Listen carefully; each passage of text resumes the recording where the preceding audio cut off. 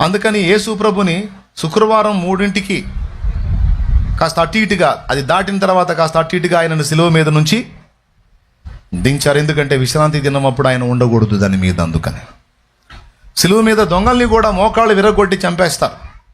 ఎందుకు? వాళ్ళని కూడా దించేయాలి. అలాగే యేసును కూడా మోకాళ్ళు విరగొట్టి దించుదామని చెప్పి ఆయన దగ్గరకు వస్తే అప్పటికి ఆయన ప్రాణం పెట్టి ఉంటాడు. కాబట్టి ఆయన టచ్ చేసే అవసరం ఉండదు. బల్లెపు పోటు గుచ్చు చెక్ చేస్తాడు, ప్రక్కలో బల్లెం గుచ్చుతాడు, బతికున్నాడా చనిపోయాడా అని. బల్లెం గుచ్చినప్పుడు అది ప్రక్క నుండి వెళ్ళి గుండెకు తగిలి రక్తమంతా అయిపోయి నీరు గారిద్ది. అప్పుడు ఆ సైనికుడు కన్ఫామ్ చేసుకుంటాడు, ఇదిగో ఇతడు చనిపోయాడు, మోకాళ్ళు విరగొట్టాల్సిన అవసరం లేదు అని. ఎందుకు అంటే పాత నిబంధనలో ప్రవచనాల్లో చెప్పబడింది, ఆయన ఎముకలలో ఒకటైనను విరవబడలేదు, విరవబడకూడదు. దేవునికి స్తోత్రం. ఇట్లా ఎముకలు విరవబడకూడదు అనేటువంటి ఈ విషయము ప్రాచీన వేద సాహిత్యంలో కూడా ఉంది.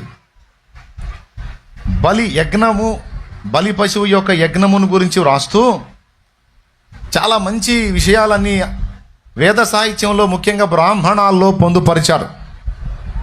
మొత్తం రెఫరెన్స్లు ఉన్నాయి. అందులో ఏమంటాడో తెలుసా? బలి ఇచ్చేటువంటి హోమ పశువు ఏదైతే ఉందో దాని ఎముకను విరవకూడదు అని ఉంటాడు. అర్థమైందా? దాని ఎముకలు విరవబడకూడదు.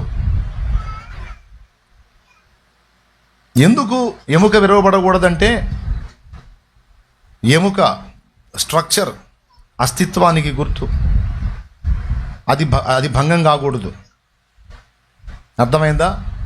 ఆయన ఏ లోపము లేనివాడుగా ప్రాణం పెట్టాలి, అలాగే ఏ లోపము లేకుండానే తిరిగి లేపబడాలి. దేవునికి స్తోత్రం కలుగును గాక. ఆయన అస్తిత్వంలో, ఆయన వ్యక్తిత్వంలో ఎలాంటి లోపము లేదు. ఆయన పరిపూర్ణ పవిత్రుడు. దేహము యజ్ఞం గావించబడాలే కానీ ఎముక విరవబడకూడదు అనేది పాత నిబంధనలో చెప్పిన విషయం, అలాగే వేద సాహిత్యం బ్రాహ్మణాల్లో చెప్పిన విషయం. అర్థమైందా? 3వ రోజు పునరుద్ధానుడై తిరిగి లేచాడు. శిలువ మీద ఎన్నింటికి దించారు? 3 గంటలకల్లా కాస్త అటు ఇటుగా టైంని చూసుకొని ఆయన దించేశారు. సరే, బాగుంది. సరే, అటుపోతే ఇంకా టైం తీసుకుంటుందిలే. ఇంకా వేద సాహిత్యంలో ఆయన బలిని గురించి ఏమేమి రాసింది ఇవన్నీ అని. అందులో ఇంకొక విషయం కూడా ఉంది. యజ్ఞము జరిగించిన తరువాత యజ్ఞ వేదికను నీటితో తడిపి శుద్ధ జలము చల్లి పవిత్రపరచాలని రాశాడు బ్రాహ్మణాల్లో. బలి పశువుని యజ్ఞవేదిక మీద యజ్ఞం చేసిన తరువాత, దాన్ని బలిచ్చిన తరువాత దాని రక్తం ప్రోక్షింపబడిన ప్రదేశంలో నీళ్లు జల్లాలట. శుద్ధ జలము అంటారు. అది జల్లకపోతే యజ్ఞం అసంపూర్ణం, అది జల్లితేనే యజ్ఞం పరిపూర్ణం అని అందులో రాశాడు బ్రాహ్మణాల్లో. ఇక్కడ యేసు ప్రభు శిలువ బలిదానములో బయటవాడు వచ్చి నీళ్లు జల్లే పరిస్థితి లేదు. అందుకే రక్తమంతా అయిపోయి ఆయన డొక్క నుంచే నీళ్లు జల్లబడ్డాయి. పరిశుద్ధ జలం ఆయన నుండే జల్లబడింది. దేవునికి స్తోత్రం కలుగును గాక. అలాగే బలి పశువు మీద వేయబడేటువంటి కచ్చడము ఏకాంతముగా నేయబడిందై ఉండాలి. దానికి అతుకులు ఉండకూడదు. బలి పశువు మీద వేసే కచ్చడాన్ని గురించి కూడా వేద సాహిత్యంలో బ్రాహ్మణాల్లో మాట్లాడాడు. ఇది ఆశ్చర్యకరమైన విషయం. బలి పశువు మీద వేసే కచ్చడం అంటే తెలుసా? వస్త్రం. ఆ వస్త్రం కూడా ఏకాండంగా ఉండాలంట, అతుకులు ఉండకూడదంట. అలాంటి దాని మీద వేయాలి. తర్వాత దాన్ని 4 ఋత్వికులు చీట్లు వేసి పంచుకోవాలి. ఇది వేద సాహిత్యం చెప్పినటువంటి విషయం. యేసు ప్రభు ఒంటి మీద ఉన్నటువంటి వస్త్రం కూడా ఏకాండంగా నేయబడింది. అది ఇప్పుడు మామూలుగా నా చొక్కా ఉంది, ఇది ఎన్ని అతుకులో తెలుసా? ఈ కాలర్ ఒక అతుకు, ఇదొక అతుకు, ఇదొక అతుకు. కటింగ్లు కట్ చేసుకొని, పీసెస్ కట్ చేసుకొని, మొత్తం కుట్టుకొని, మొత్తం జాయింట్ చేసుకుంటాడు టైలర్. ఎంతమందికి తెలుసు? కానీ యేసు ప్రభు ఒంటి మీద ఉన్న నిలువుటంగి మీరు చూసారా? ఒకేసారి నెయ్యబడింది. అది ఏకాండముగా, చేతులు మొత్తం నిలువుటంగి మొత్తం పైనుంచి కింది దాకా ఒక్కసారే నెయ్యబడింది. దానికి అతుకులు లేవు. అలాంటి వస్త్రం ఆయనకి ఎందుకు ఉండాలి అంటే వస్త్రాలు క్రియలకు గుర్తు. అతుకులున్న వస్త్రం లోప సహితమైన జీవితానికి గుర్తు. అతుకులున్న వస్త్రం లోపాలు కలిగిన బతుకు గుర్తు. కానీ ఆయన ధరించిన వస్త్రం అతుకులేని వస్త్రం అంటే ఏ లోపము పాపము లేని పరిశుద్ధతను సూచిస్తుంది. అర్థమైతే గట్టిగా. ఇది బైబిల్ చెప్తే ఓకే, కానీ వేద సాహిత్యంలోని బ్రాహ్మణాలు కూడా ఈ విషయాన్ని ప్రస్తావించారు. అది మైండ్ బ్లోయింగ్ విషయం. ఇప్పుడు మచ్చు తునకలా 4 చెప్పా, ఇంకా బోల్డ్లను ఉన్నాయి. సిలువ మీద ఆయన వేసిన కేక, బలి పశువు చేసే ఘోష, ఆయన సిలువ వేయబడినటువంటి ఒక చెట్టు మ్రాను, అలాగే బలి పశువుని కట్టాల్సినటువంటి మ్రాను, ఆయన శిరస్సు మీద కూర్చోబడిన ముళ్ళు, బలి పశువుకి తలకు గుచ్చేటువంటి ముళ్ళు, మొత్తం ఆ ఈక్వాలిటీ, ఇటు యేసు ప్రభు ఇటు బలి పశువు. వేద సాహిత్యంలో పాప పరిహారార్థమైన బలి పశువుని చూపిస్తాడు. దానికి జరిగిన క్రియలన్నీ కూడా కల్వరి సిలువలో నజరేయుడు యేసుకు జరిగాయి. ఇప్పుడు చెప్పండి, వేదములో ముఖ్యంగా పురుష మేధంలో కావచ్చు, అజామేధంలో కావచ్చు చెప్పినటువంటి ఆ యజ్ఞ పశువు యొక్క లక్షణాలు, బలిదానం అంతా కూడా యేసుక్రీస్తులో కనబడ్డప్పుడు వేద ఋషులు చెప్పినటువంటి ఆ ప్రజాపతి పరమాత్మ యేసు అని ఎందుకు అనుకోకూడదో మీరు చెప్పండి అని నేను అడుగుతున్నా. ఏమండి? కాబట్టి యేసు ప్రభు ఎవరో కాదు, తెలియక మన వాళ్ళు ఏ వేదాలు గొప్పవి శ్రేష్టమైనవని నమ్ముతున్నారో ఆ వేదము చెప్పినటువంటి సాక్ష్యము యేసును గూర్చినదే. అందులో సింహభాగం, చాలా భాగము యేసు ప్రభుని గూర్చిన ప్రత్యక్షతలు ఇమిడి ఉన్నాయి. అర్థం చేసుకునే మనసు లేకుండా అపార్థం చేసుకుని ద్వేషాన్ని కడుపులో నింపుకొని దూషణకు మాత్రమే విలువనిచ్చేటువంటి వ్యక్తులకు నేను చెప్పే సంగతి అర్థం కాదు. కానీ అన్య సమాజంలో దేవుని ఎరగనటువంటి ప్రజల్లో చాలామంది సున్నతి కలిగిన మనసులు కలిగిన వాళ్ళు ఉన్నారు, మంచి మనస్సాక్షి కలిగిన వారు ఉన్నారు. వారు ఆలోచిస్తారని ఈ విషయాలు మాట్లాడుతున్నాను. ఆలోచన పరుల కోసం ఈ విషయాలు చెప్తున్నాను. పరిశీలించుకుంటారు, వెతుక్కుంటారని, అంతేగాని ఆవేశపరుల కోసం కాదు. ఇది కూడా ఎందుకు చెప్తున్నానంటే వేదములో అక్కడక్కడ ఛాయలుగా కనబడుతున్నాయి. ఫోటోని ఏమంటారు తెలుగులో? ఇంగ్లీష్లో ఫోటో, తెలుగులో ఏమంటారు? ఛాయాచిత్రం. దేవునికి స్తోత్రం. ఏం చిత్రం? ఛాయాచిత్రం. అలాగే యేసు ప్రభుని గూర్చినటువంటి సంకేతాలన్నీ కూడా ఛాయలుగా వేద సాహిత్యంలో కనబడుతున్నాయి. నిజస్వరూపము పరిశుద్ధ బైబిల్ గ్రంథములో అండ్ క్రీస్తులో సంపూర్ణంగా ఉంది.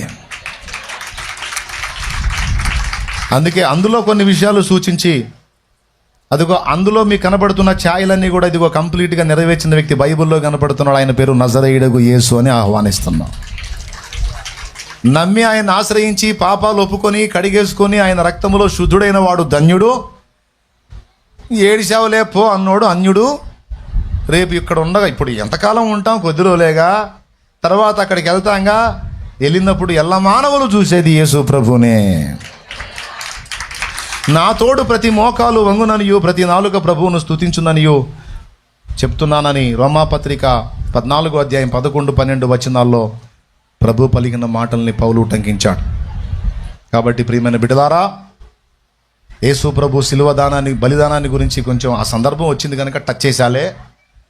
ఇదంతా కూడా ఎవరి పాపం కోసం అంటే పాపిష్టులమైన మన కోసం, మన పాపముల కోసం మన తండ్రిగా మన స్థానంలో ఆయనే వచ్చి మనకు బదులు తన ప్రాణమును అరికాలముల నడినెత్తి వరకు శిర మొదలుకొని శ్రీపాదం వరకు రక్తసిక్తమై మనం చేతులతో చేసిన దోషానికి ఆయన చేతులు, కాళ్లతో నడిచిన చెడు నడతకు ఆయన పాదాలు, మన తలలో ఆలోచించిన తప్పుడు ఆలోచనలు మన తలకు బదులుగా ఆయన శిరస్సు ముళ్ళ చేత గుచ్చబడింది. మన సర్వ శరీరంతో చేసిన పాతకాలకన్నిటికి కూడా ఆయన దేహమంతా కూడా దున్నబడిన నాగలి సాళ్ల వలె మనం చేసిన పంచమహా పాతకాలకు చేతుల్లో 2, కాళ్లలో 2, ప్రక్కడొక్కలో 1, 5 గాయములు పంచమహా పాతకాలకు పంచ గాయాలు పొంది ఈ విధంగా సర్వ మానవాళి పాప పరిహారార్థమై ప్రాణమిచ్చి తిరిగి లేచి నరులారా రండి, నా రక్తములో మీ పాపక్షమాపణ ఉంది, కేవలం విశ్వాసముంచుట ద్వారా మిమ్మల్ని రక్షిస్తానని మనందరినీ పిలిచి ప్రేమతో మనకై బలై తిరిగి లేచినటువంటి ఏకైక దేవుడునకు యోగ్యుడు, ఏ పాపము లేని పరిశుద్ధుడు, పాపులకు రక్షణ పొందే ఛాన్స్ ఇచ్చినవాడు, జీవితాన్ని మార్చుకునే అవకాశం ఇచ్చినవాడు ప్రభు అయిన యేసుక్రీస్తు తప్ప మరొకడు లేడు. అందుకే అటు వేద సాహిత్యం చూసినా ఇటు బైబిల్ చూసినా ఆ మహనీయుని గురించే వేదంలో ఛాయగా ఉంది, బైబిల్లో నిజస్వరూపంగా ఉంది కనుక. కాబట్టి అందరికీ చెప్తున్నాను ప్రేమతో, ఏ మతాన్ని దూషించట్లేదు, ఏ మార్గాన్ని కూడా తృణీకరించట్లేదు. కానీ ఇదిగో తెలియక మీరు దేని యందు విశ్వాసం ఉంచారో దానినే మీకు ప్రకటిస్తున్నాను. ఆయన పేరు ప్రభు అయిన యేసుక్రీస్తు. నమ్మి బాప్తిస్మముందు నరులకు రక్షణ మరిగల్గును. నమ్మి బాప్తిస్మముందు నరులకు రక్షణ మరిగల్గును. నమ్మనొల్లకపోయెడు నరులకు నరకంబు సిద్ధమనెను.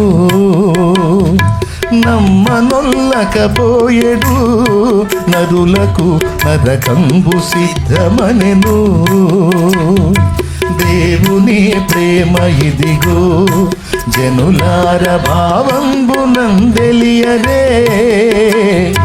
దేవుని ప్రేమ ఇదిగో జనులార భావంబునందెలియరే. కేవలము నమ్ముకొనిన పరలోక జీవంబు అనగబ్బును.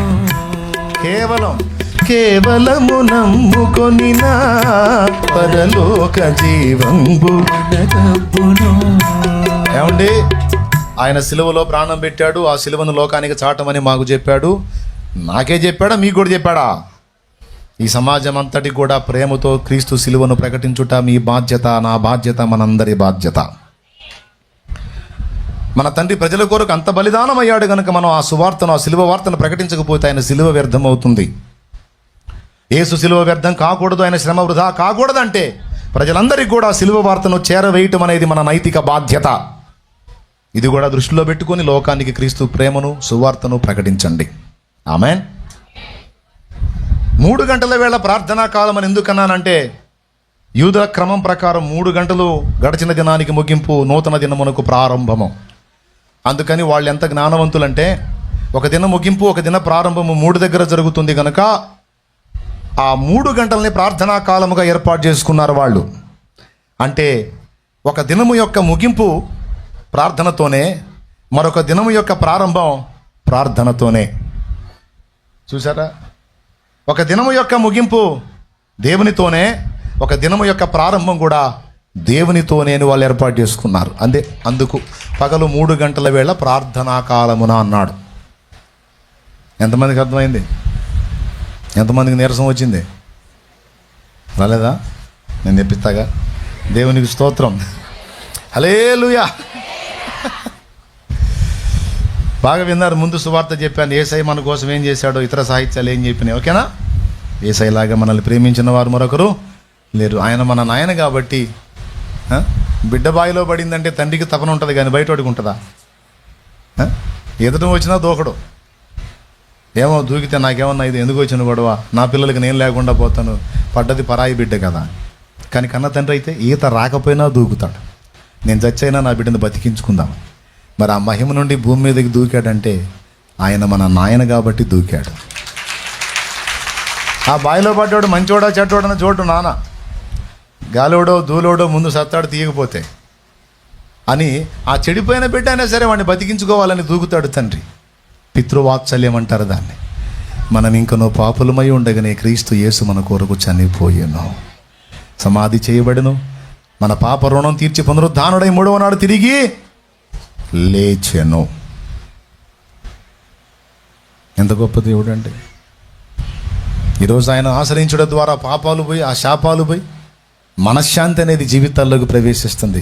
ఇంకా ఎవరైనా మీలో అనుమానంగా ఉంటే యేసు ప్రభుని నమ్ముకోవటానికి నో ఇంకా డౌట్ పడాల్సిన అవసరం లేదు. ఆయనే నిజమైన దేవుడు, వేదం చెబుతున్నటువంటి వ్యక్తి, లోకం నమ్మాల్సిన వ్యక్తి, రేపు అందరూ ఎదుర్కోవాల్సిన వ్యక్తి, ఏ పాపం లేని పరిశుద్ధుడు, పాపివైన నీ కోసం తన ప్రాణాన్ని పణంగా పెట్టి నిన్ను బ్రతికించిన దేవుడు యేసు ప్రభువు. నమ్మితివా, రక్షణ పొందితివా, ధన్యుడివి, ధన్యురాలివి, నిత్య జీవం స్వతంత్రించుకుంటావు, మనశ్శాంతిని పొందుతావు. లేకపోతే నిత్య నరకం, అశాంతి 2 నిన్ను వేధిస్తాయి. నిర్ణయం నీదే.